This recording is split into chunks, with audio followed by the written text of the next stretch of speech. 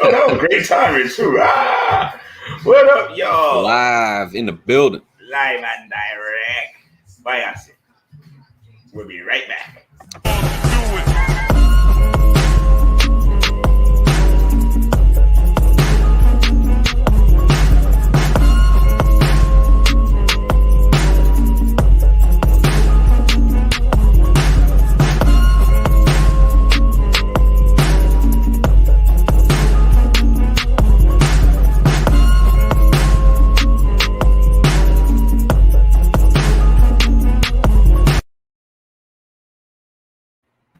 Coach Fi, how you doing, bro?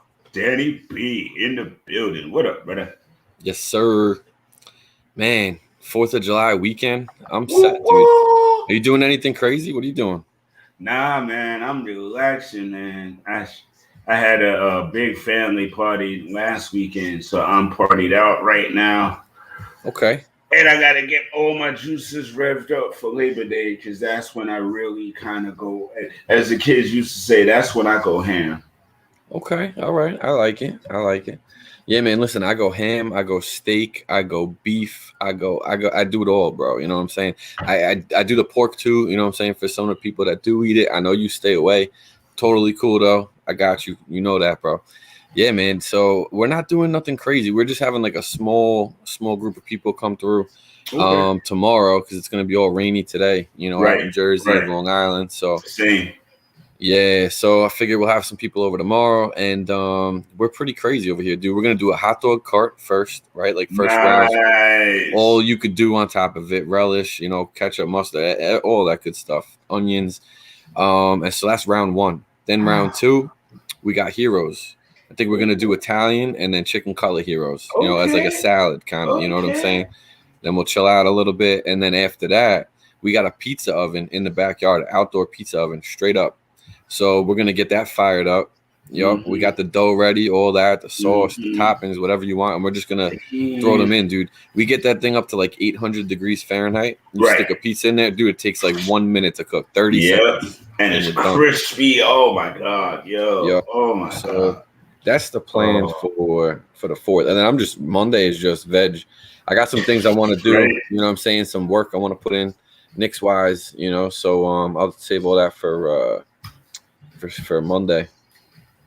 No doubt, man. No doubt. Yeah, 3-day weekend, man. Feels good. I might smoke a skirt steak tomorrow and then throw it on the grill for a little while. Man, I love steak, dude. Love it. I love beef, period. So my last name's Burger, so it's kind of just fitting on top of it. You know what I'm saying? Right. But yeah, dude, any beef, man, whatever, steak, burgers, I don't care how it's made. It's just not raw. You know what I'm saying? I need it cooked. You're not Danny Beef. You Danny Boogie. I saw you. I saw you. Bro, I'm going to go like this. Bro, I was dying last night, bro. Out of nowhere, my wife starts sending me all these videos from the other room over, and I'm like looking at these like, what the?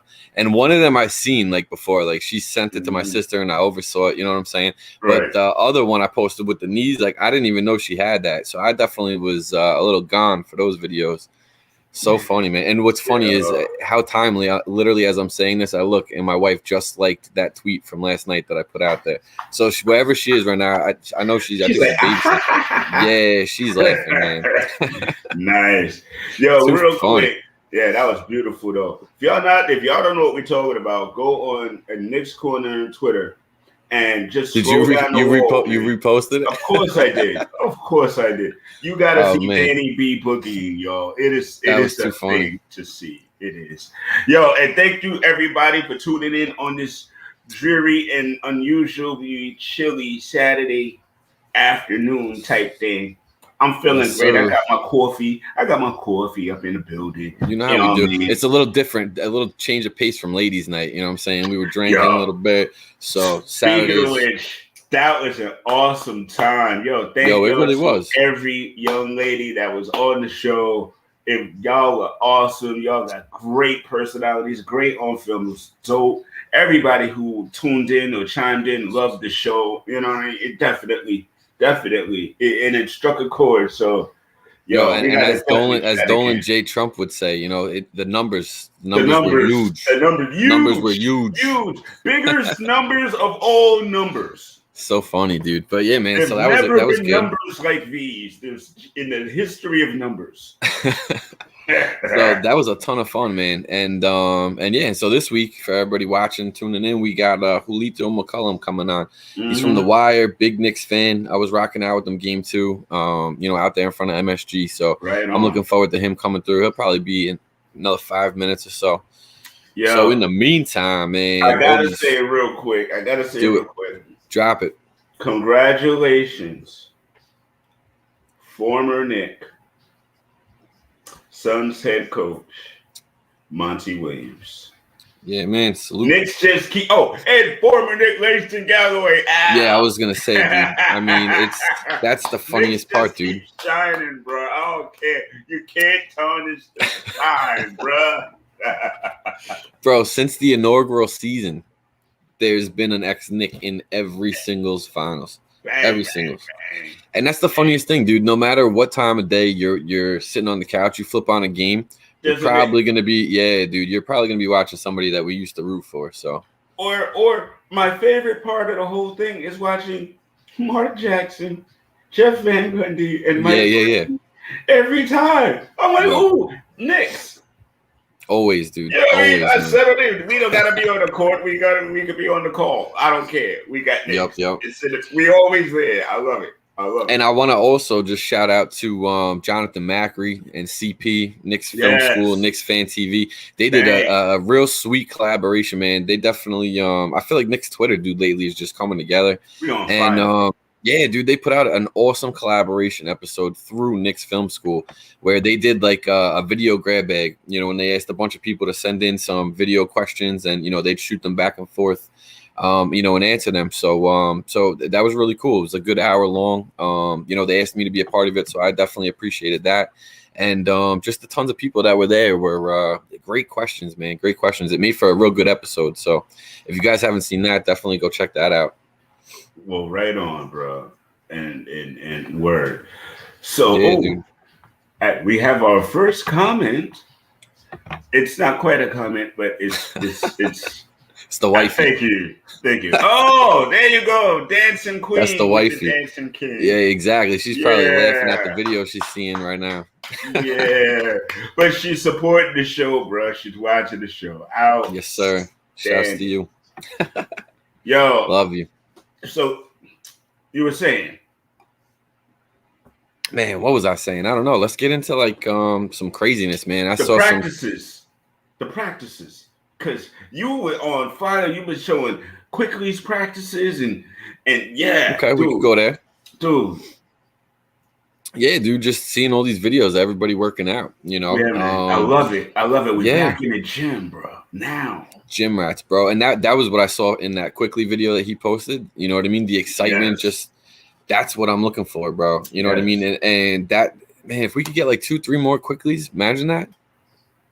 We'll have a whole lot of kids. I know that. Yeah, like if we could take like the the Marvel universe and like Loki itself and just get a whole bunch of Quicklys, manual Quicklys. State would love you for that. Shouts to State. Big shouts to my brother State, man. He's all over that. But, Sacred timeline, bro. But RJ Barrett is killing it for Team Canada right now. Yeah, he is, dude. And he's filling some big shoes too. Pardon me. Oh yeah, no worries, dude. I was just gonna throw out. I just I threw a tweet out this morning that he's playing today, 4:05 p.m. Czech Republic in the semifinals. So I'm expecting him to do the same, man. Him and Wiggins have been looking good. A couple other guys on the squad too, And I love the way that Nick Nurse has been coaching. Yes. Utilizing RJ in a whole different way. You know what I mean? The offense is kind of flowing through him. So a lot of people are saying, hopefully Tibbs picks up a couple things. I'm sure he will. I was literally about to say, I'm sure he will. Yeah, man. Tibbs is good like that. That's why I love our coach, our front office. They know what's up. They know what they're doing, Yo, quietly, I'm loving Frank too right now. I know he's probably not going to be on the team come the offseason, the completion of the offseason. I hate to burst people's bubbles, man, but I really don't think so. I don't see it. But I'm still enjoying watching him having free range with Team Still France. a Knick. Yo, still in it. And you know what I mean? And they always, I had a conversation with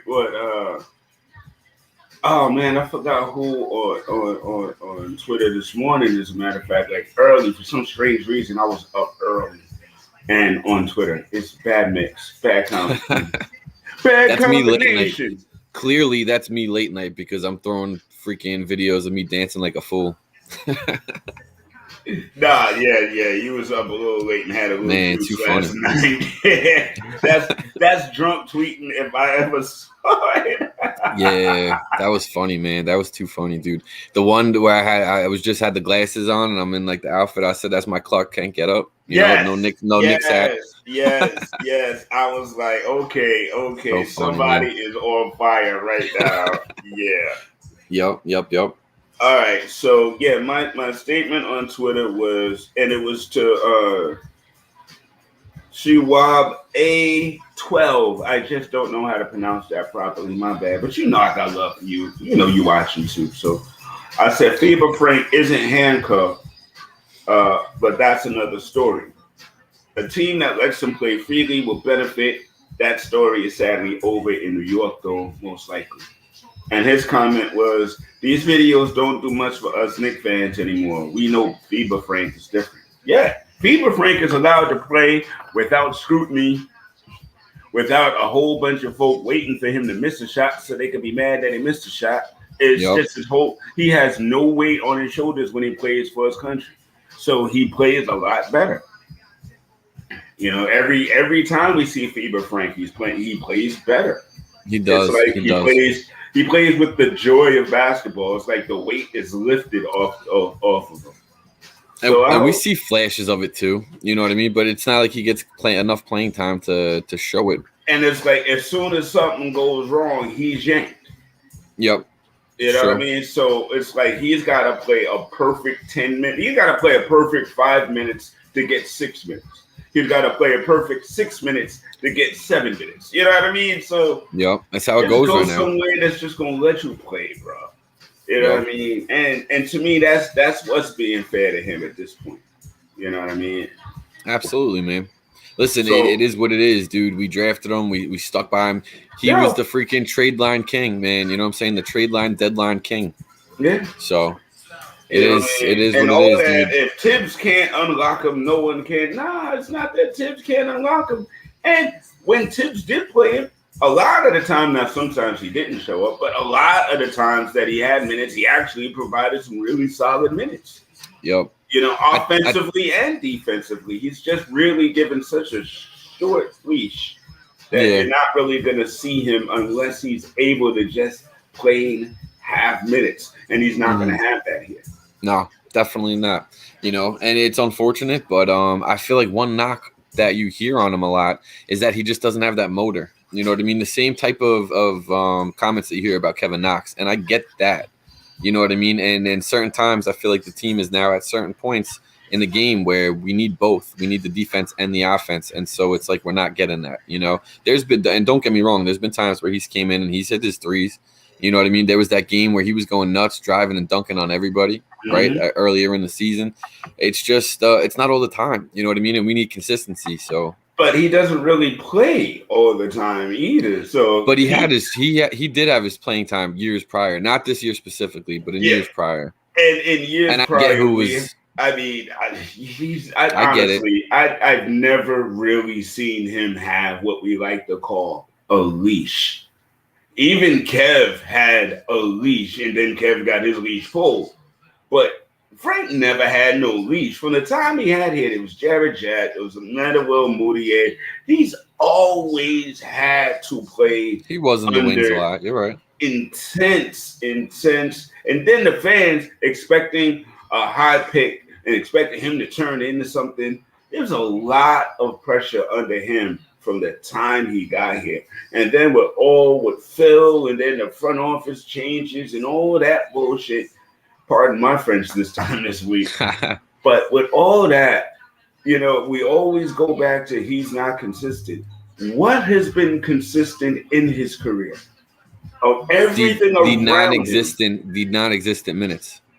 That's it. The answer. That's literally no minutes is the only thing, and DMPs for no reason are literally the only thing that have been consistent for this young man in his career with us. Yep. So I try to think of why. You know what I mean? Literally, because somebody said that part of it is because the fans got mad. But this is why.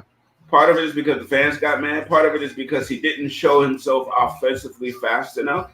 But fast enough. That's the key right there. But he wasn't drafted to be an offensive player. I mean, he was drafted for the triangle. Which means what? Which means nothing, because Phil Jackson.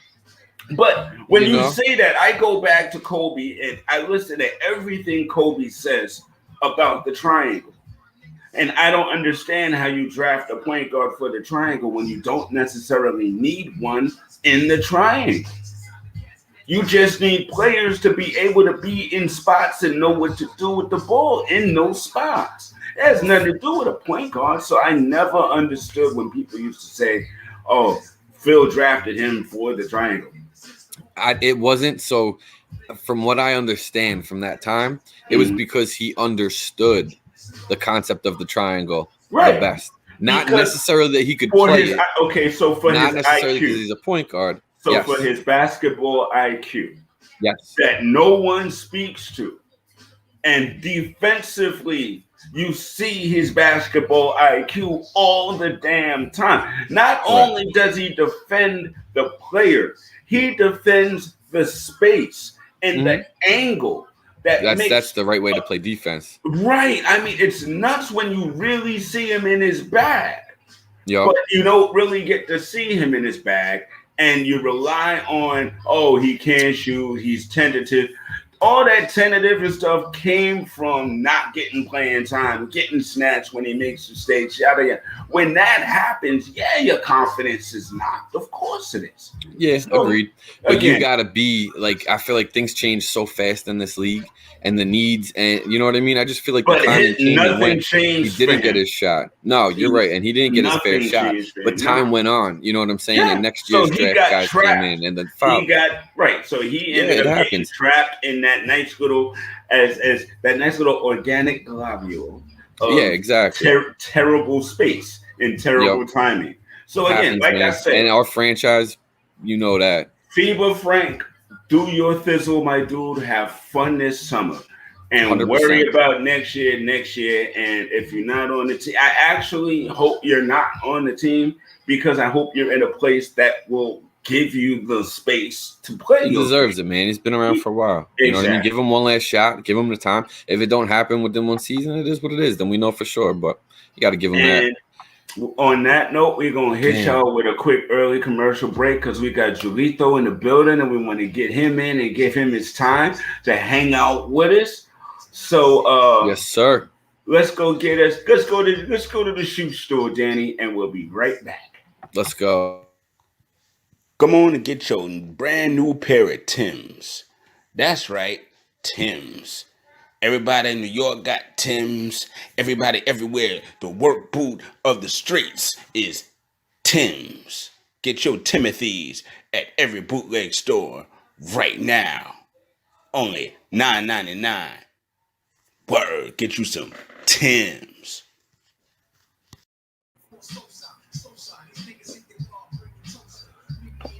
And now, dude, I was just checking my shoes, you know what I'm saying, making sure they're the real ones, you know. Because you don't want to mess around and get you some Timbs. No. And the first time you played that, the first time I seen that commercial, I was like half paying attention. I'm like, yeah, those are the shoes I want. You were like, no, those are not. And without further ado, we got actor, screenwriter, father, Knick Fan. Julito McCullum is in the building. What's popping? What up, y'all? What's going on, man? Having me. Thank you for having me. You know, I'm a fan of the show. I'm a fan of both of y'all. So, you know, I'm happy to be here. What's up, man? You, bro? What's going on, dude? How was R&B hours last night? Oh, man, it was 2 nights good, ago. man. 2 nights ago.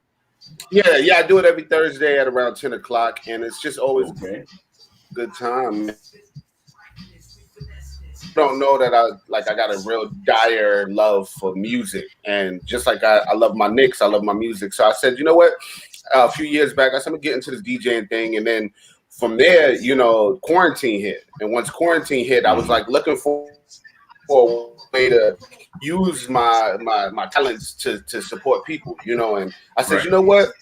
People be, I saw what DJ D Nice was doing, and I said, I want to do it on my tip, which is the R&B tip, you know what I mean? And we started now, I just got back to doing it because I've been a little busy, but every Thursday 10 o'clock on my IG Live, man, R&B After Hours. Okay. Definitely, man. I've been peeping that out. I've definitely been peeping that out. And then the other day, I think earlier in the week too, or Wednesday or Thursday, some pretty cool news came out, man. You got something going with Boris Kojo, Safe Space, I think, right? Yeah, man. We just shot a movie out in Baltimore. It's called Safe Space. Myself, Boris Kojo, Drea D'Amato from Sopranos, Monica Calhoun from The Best Man, and Nicole Ari Parker, his wife.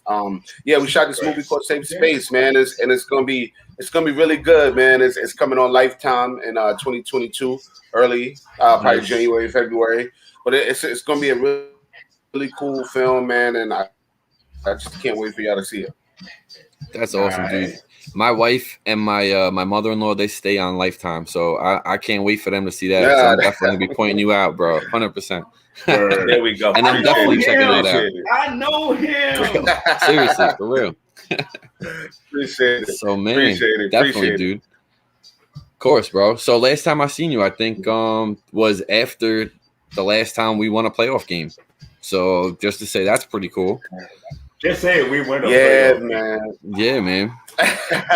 Listen, man. I don't know if it's me or if it's you that we had a good luck charm, because I just want to say every game we went to during the playoffs, they won. True story. You know what I'm saying? I don't know, but it was this team this year, man. It's been probably my best year as a Knick fan. Whether it was watching these dudes be hungry and a team that we were projected to be the worst team in the league and make it to the fourth seed, playoff contender. All the the fellow Knicks Twitter or Knicks world, it's been special this year, man. Being on like the calls at Knicks Fan TV or being on my boy, Nothing But Knicks, Sim and them over there, man. Just being able to really be with the fans. I go to almost every game, but it's just being a part of the Knicks social media world has been really, really a blessing, man. Especially in a year where we needed hope. We needed something. Oh, yeah. We needed togetherness. And I think whether it was us arguing about if Frank should leave, or whether it was us hating Alfred Payton, or whether it was us, in love with Julius and in love with RJ and the rest of the squad, man, or the Big 15, it was a special year, man. It was. It was. There was so many factors that came together and made it special, So it's funny because I always tell people when I hear the hate, like about all the Knicks fans that were going nuts outside of MSG because we won one playoff game, I always cycle back to exactly what you just said. It's not just that we won one playoff game. It's that we had a season that was special. Everything came around and we finally turned the corner.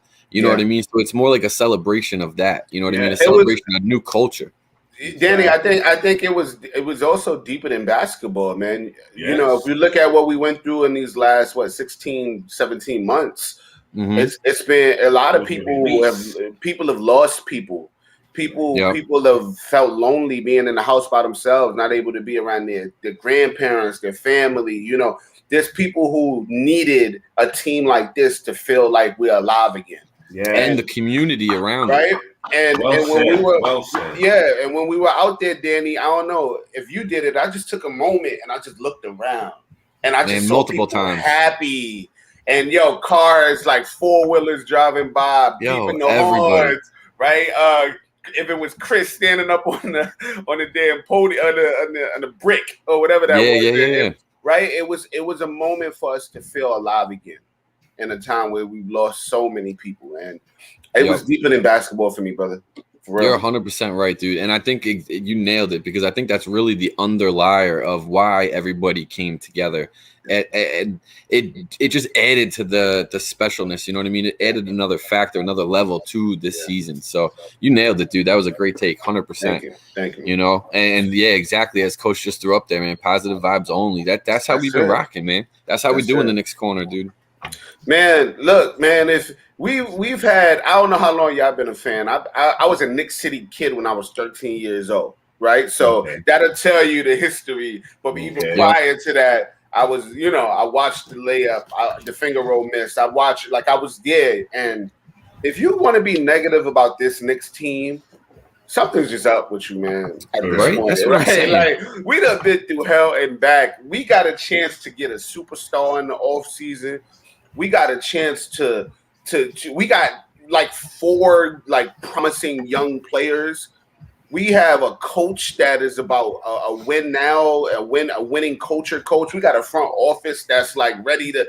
If you're negative about this team, something's just wrong with It's crazy. We're in such a good position, and there's so much. I think that's what causes so much, not tension, but like drama on Twitter between let's do this, let's do that, let's do that, because we have so many options, and there's no clear-cut way right now that we should go. You know, I'm actually glad you just said that about Tibbs, because it popped something into my head. Everyone's when Tibbs was hired, everyone said, "Oh, see, look, Tibbs is a win now coach, so he's gonna sacrifice everything to win now." They said that at the beginning of last year, and he didn't actually do it. I think people mistake win now for win later, which means 100%. If we're rebuilding, it's okay to lose now because we're going to win later. That was like a Fizdale kind of thing. Right. Tibbs is win now, meaning I know we're rebuilding. That ain't no excuse for not winning this game. We gonna win now. Exactly. Right. It's not about the players that's out there. Right. It's about the culture. The culture. You could have. Listen, we had Alec Burks as our leading scorer of the bench, right? Dude, Reggie Bullock was a starter. We had Reggie Bullock, who would probably not see the floor if he played for the Lakers, right? And he would not be starting. Right? Win now means like you just said, let's get these W's by any means necessary. Right now, learn today how to win now. Now, exactly. I remember when we played the Lakers, right? And they didn't have LeBron, they didn't have AD, and it was a little bit back and forth, but we ended up pulling out and getting the win. Mm-hmm. And I just remember afterwards when I was doing the recap, I don't care that they didn't have LeBron or AD. Right.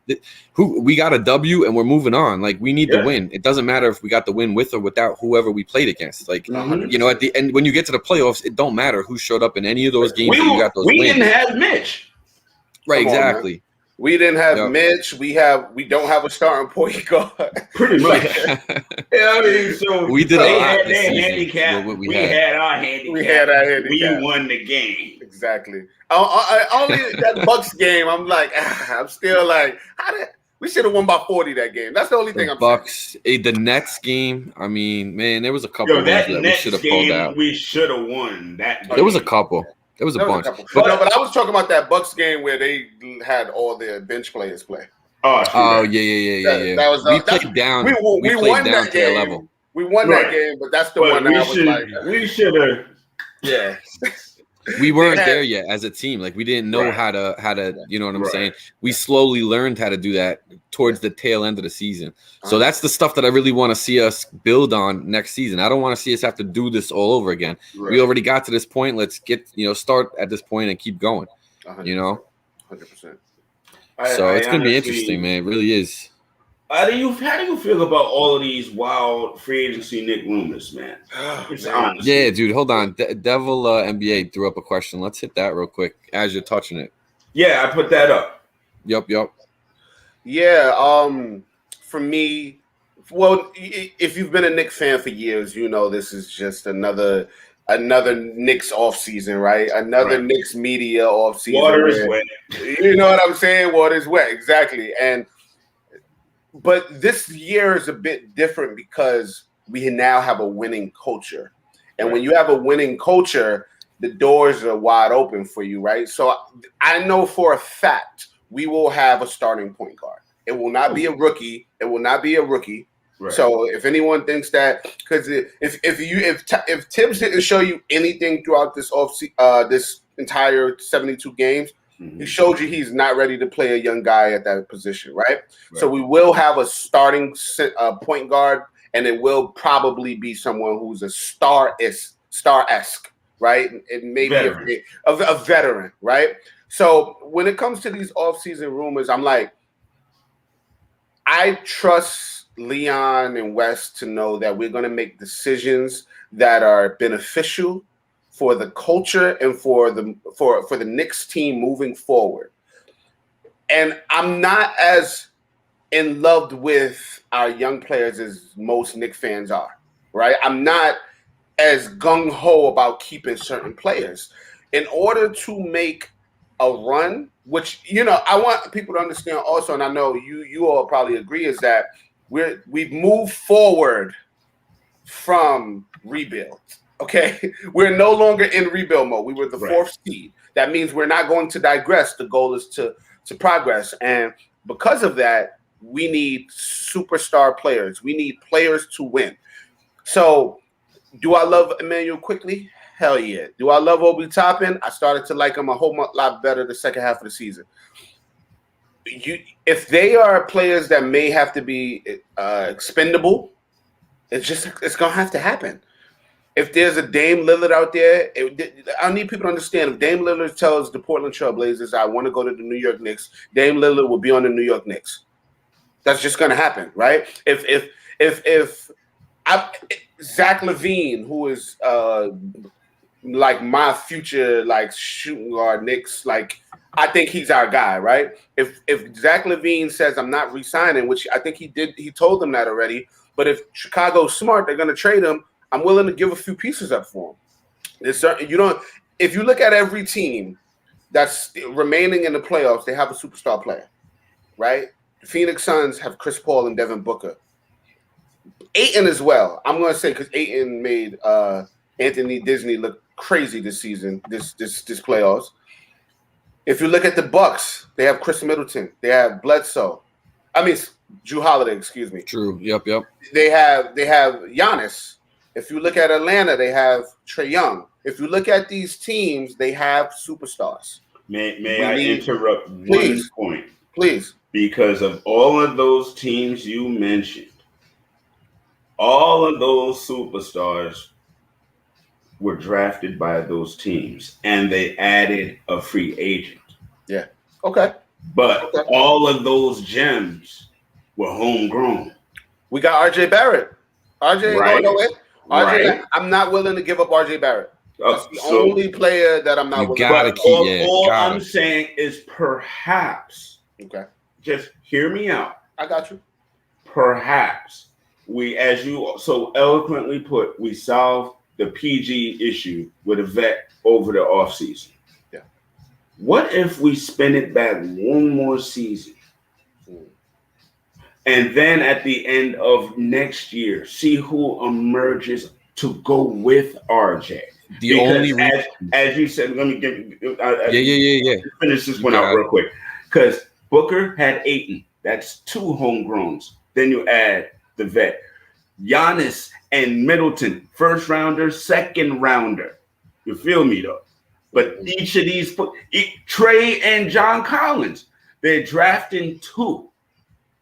And add the free agent to that piece. To me, that works. So what if either Quickly or Obi emerges to go with RJ?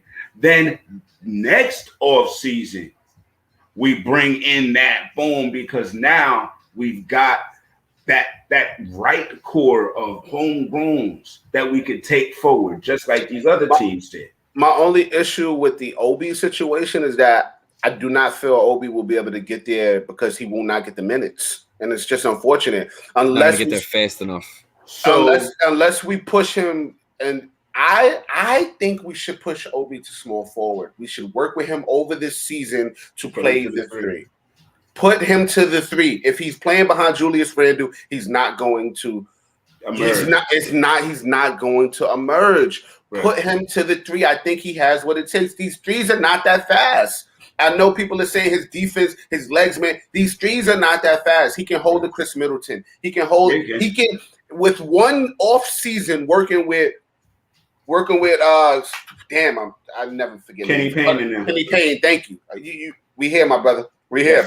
Yes, working with Kenny Payne, working with Yoshi, working with who we got from the Jazz, Johnny Bryant, working with these guys one off season, and then working with Tibbs 1-on-1. I think he could get there defensively, and working with Julius, because Julius gonna have him in his wing this off season. Oh, they going, they doing them Rico Hines summer runs. That's what I'm saying. We've seen them already. Yeah. I just really. If we don't move him to the 3, I don't think it's possible for Obi to be that guy. So let's use him as an option. IQ ceiling is Lou Will. His I think even more so. No, his floor is Lou Will. His ceiling to me is Clay. I'm gonna say a Monty Ellis. Okay. Y'all don't remember? Ultra streak shooter. Okay. You know what I'm saying? We remember. People do not remember. People do not remember what Steph and Monte Ellis used to do together. Yo, I used to kill it with him on 2K, bro. 2K. What Monte did for Indiana prior. Yes. Right? Monte was just a knucklehead, but his offense was nuts. Mm-hmm. He was extraordinary. Yeah. If we give IQ the ball in his hands more this season, and we allow him to really spread the floor a lot more. And he's going to have to pound the ball, though, and that's what was killing me about Alec Burke. That's my only caveat to that, but I agree with you other than that. I'm with you. Alec Burke. Now, where I was gonna poke in before was the free agent class for after this season, this coming season. Right. Exactly. Right. So I'm totally cool with taking one more baby step this season. Right.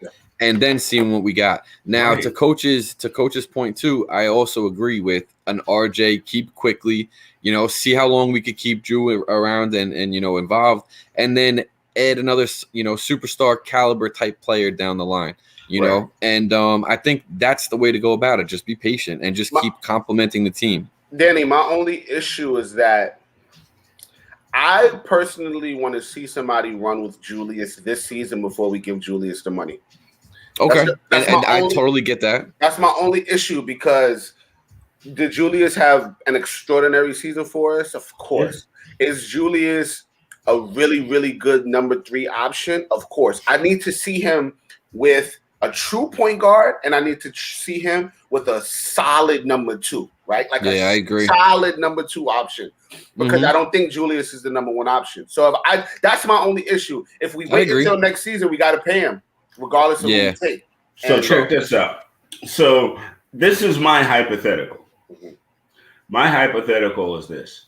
RJ continues to do what he's doing for Team Canada in this offseason and comes back healthy and with a new perspective and with more game footage for Tibbs and them to chew up, eat up, and realize how to better use RJ this year than they did last year.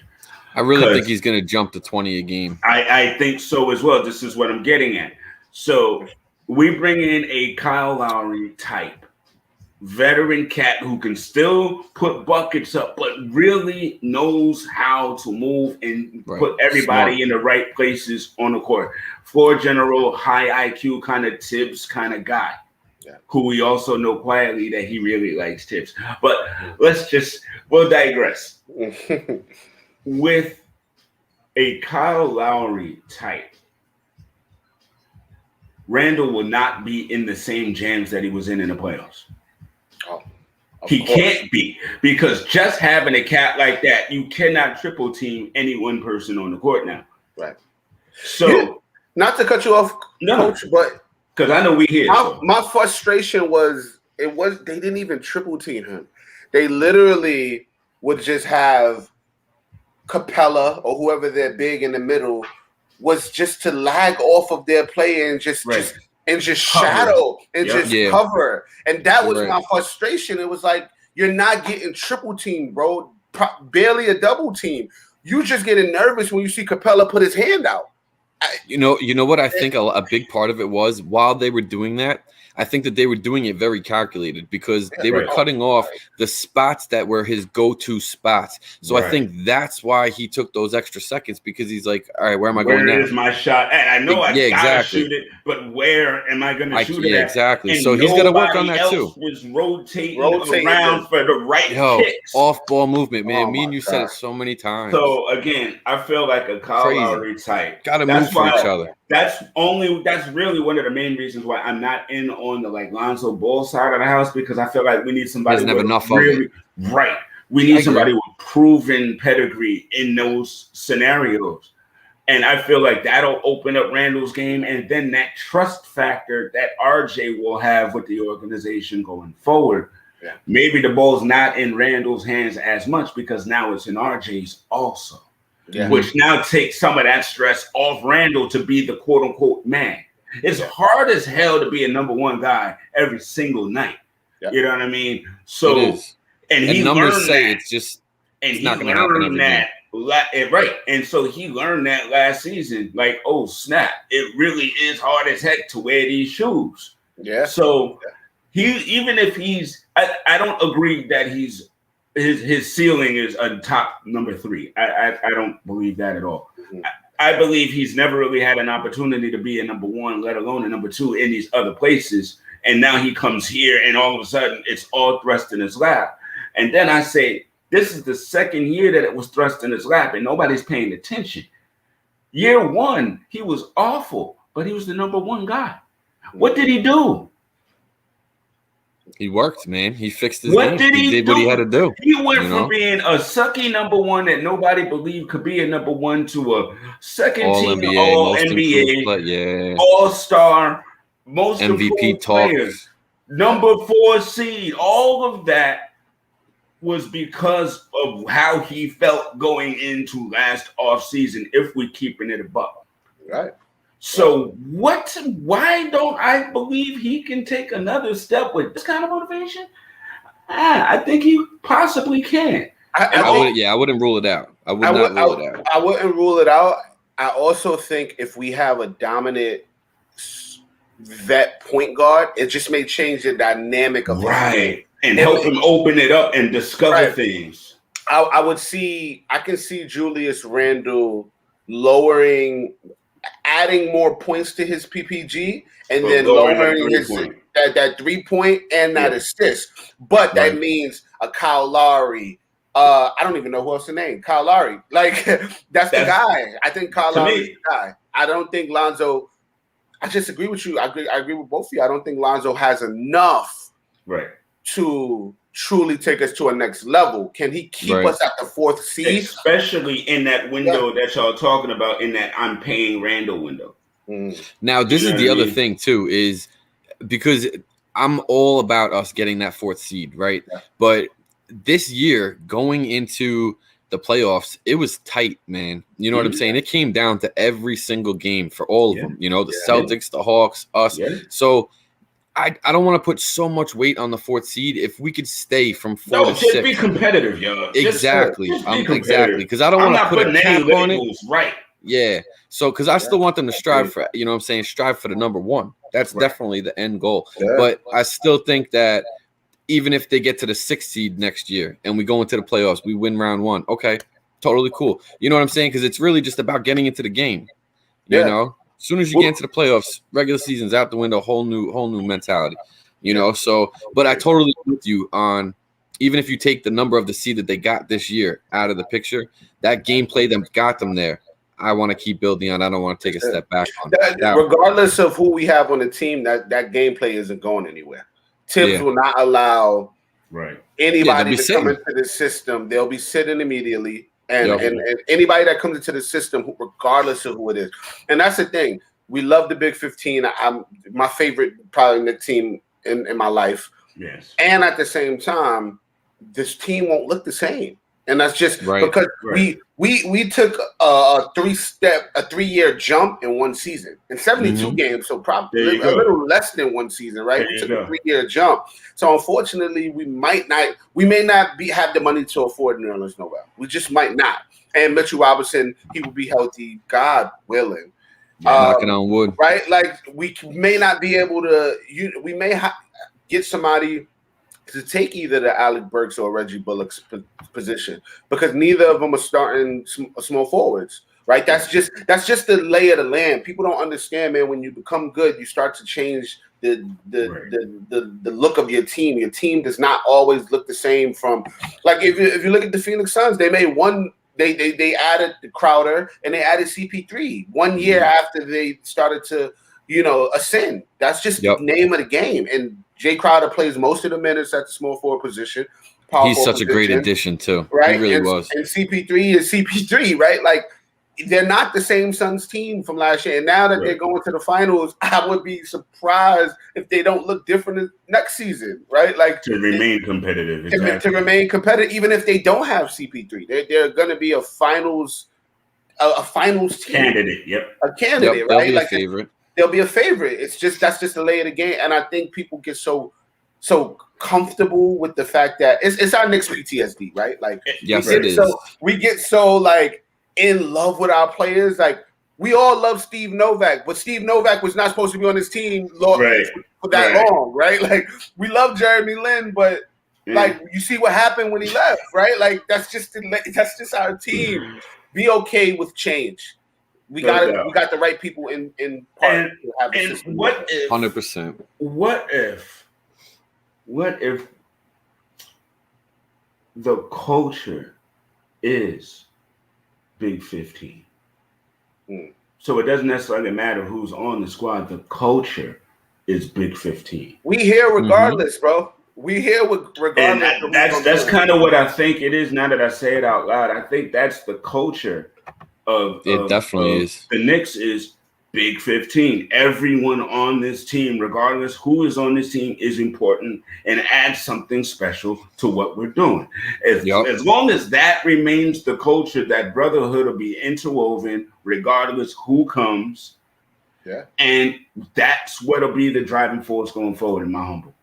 I totally agree. I agree 100%. And that's why I really want Kyle Lowry on this team. Bam. I want people who have a love for either the New York City or the Knicks organization, right? Mm-hmm. If you look at Kyle Lowry, he loves Tibbs. Yes, he does. On record, he said that he loves Tibbs as a coach. I believe he has a relationship with Leon. I mean, everybody in the league has a relationship with Leon and Wes, right? But like, we need players that are going to come into this system and fit right in. And I think Kyle will, because I don't feel that Kyle has gotten his just due in Toronto. I'm not sure if he feels truly a part of that culture because he's older. All of these guys are super young. They know they're like pushing Fred VanVleet up to take his spot. Like when you start to have that dynamic in your culture, things start to grow apart. Right. I feel if he comes to New York, he knows he's our guy. He knows he's our guy automatically. Right. And I know him and RJ probably have history, being that RJ's from Canada. He's played for Canada. It's no way that they had it cross paths. I think this would just be a perfect fit for him, to be honest. I'm 100% I see it. Absolutely. I've always been for it. That was my name from jump, to be honest with you. Yeah. So, and he plays a remarkable defense. Yes, he does. Not many people are going past him, and that shot, if you leave him open, he's hitting it. He's got shades of Pat Bev in his defense. He really does. You know. Yeah. With better offense. Better offense. He could take 100%. You to the dribble. He could take you to the dribble. He could put the ball on the floor, and he can hit the open shot. That's literally all we missed. We didn't beat Atlanta because we didn't have a point guard that could hit an open shot besides Derrick Rose. But Derrick, he's going to take you to the Baja. He's not necessarily going to hit that open three. The team isn't that confident in him hitting the open three. You get a guy like Kyle Lowry with Julius. No, I could always throw it to the top of the key. Oh, it's over. And I honestly felt like toward the end of the season and in the playoffs, we were relying too much on Derrick Rose to save us. And that's not his role. His role is to help us to go, but he can't do it all himself. And I think we were relying on him to do that for us a little too much. Yeah. I want Derrick Rose to stay on the team. I believe he will stay on the team, but I think so too. On the bench at limited minutes. And this is coming from one of Derrick Rose's biggest fans. Because that's what's going to preserve him. He's the only jersey I owned outside of a Knicks jersey my entire life. It was Derrick Rose, and it was I had an AI jersey, the blue 76ers jersey back in the day. That's it. But I think we keep Derrick. We have a Kyle Lowry. Oh my God, you can't stop that. You can't stop our point guard position. That makes us real scary, real quick. Yeah, it does. And listen, I understand that a lot of fans out there, and then we'll put a button in this because at the end of the day, a half-hour show is now a 50-minute show. Listen, it's all right, man. People love it. Yeah, no doubt. But all I'm gonna say about that is, if Kyle Lowry is the right-away answer for the next 2 to 3 seasons, what are we holding the money for? Right. Plus, let me pop this in because this is something nobody ever thinks about, right?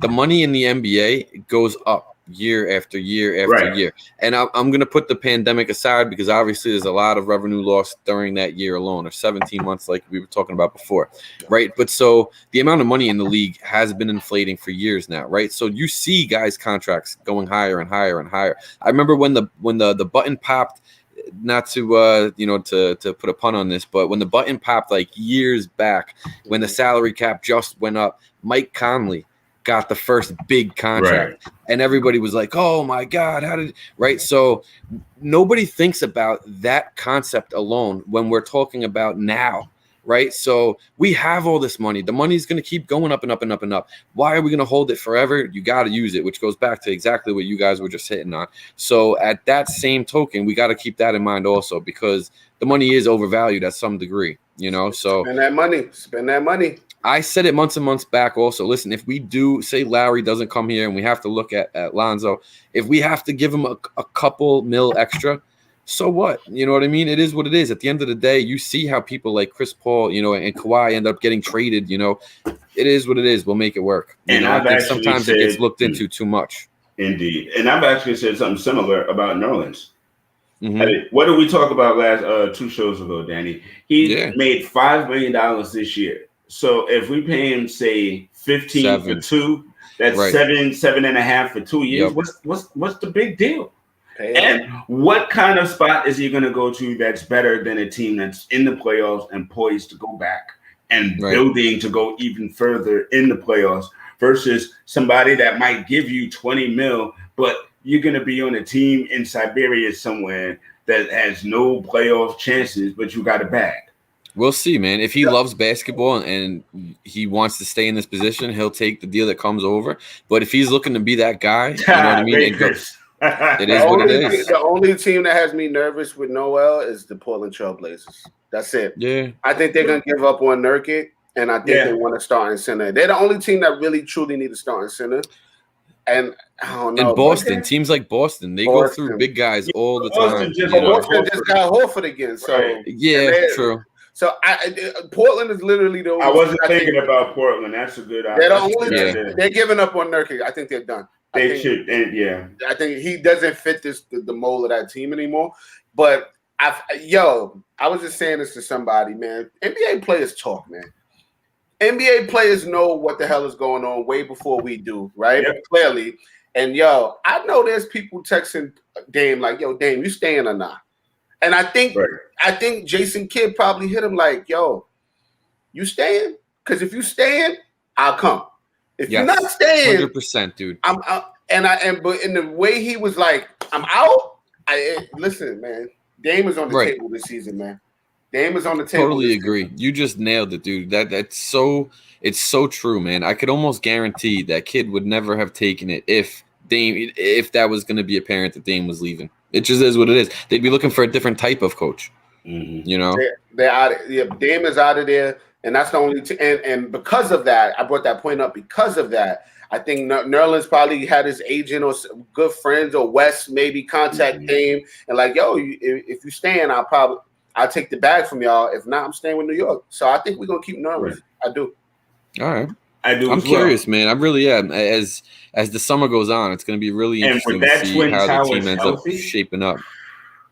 Yeah, true. Good point. Man, listen. Yeah. So this was a wonderful episode, bro. And please, we gotta have you back on again, man. Whenever. Yeah, Julito, man. Whenever you want, dude. Whenever. Anytime, bro. Listen, man. Apologies for my tardiness again. No. Never. Y'all doing an amazing job, man. You know, y'all my guys. Anytime y'all need me, just holler at me. But keep it going. Keep it going. And whenever I can join, I'm definitely on. Dude, and ladies and gentlemen, make sure you check out Safe Space on Lifetime, coming up soon. 2022, it'll be here. R&B After Hours every R&B After Hours every Thursday on IG. You know what I'm saying? I am Julito, my Instagram. Follow me there if you like good music. But I got a lot of stuff in motion, and you know, next season I'm gonna be a lot more active when it comes to this Knick fandom because man, it's just a community, and I'm happy to be. It's fun as hell, and I'm happy to be a part of it. So I don't know if I'm gonna do my old show, but I'll be on nothing but Knicks. I'll be over here at the Knicks corner. You know what I mean? Dude. We'll be linking up at games for sure.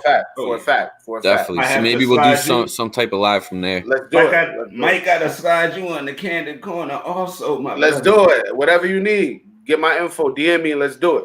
Bang, bang. Ladies and gentlemen, Julito McCullum of The Wire, of being a great father, of screenwriting, of R&B mixes, of everything, bro. Yo, and a great member of the Knicks community, man. Bang. Thank you again for coming, bro. Thank you. I'll see y'all soon. Definitely, man.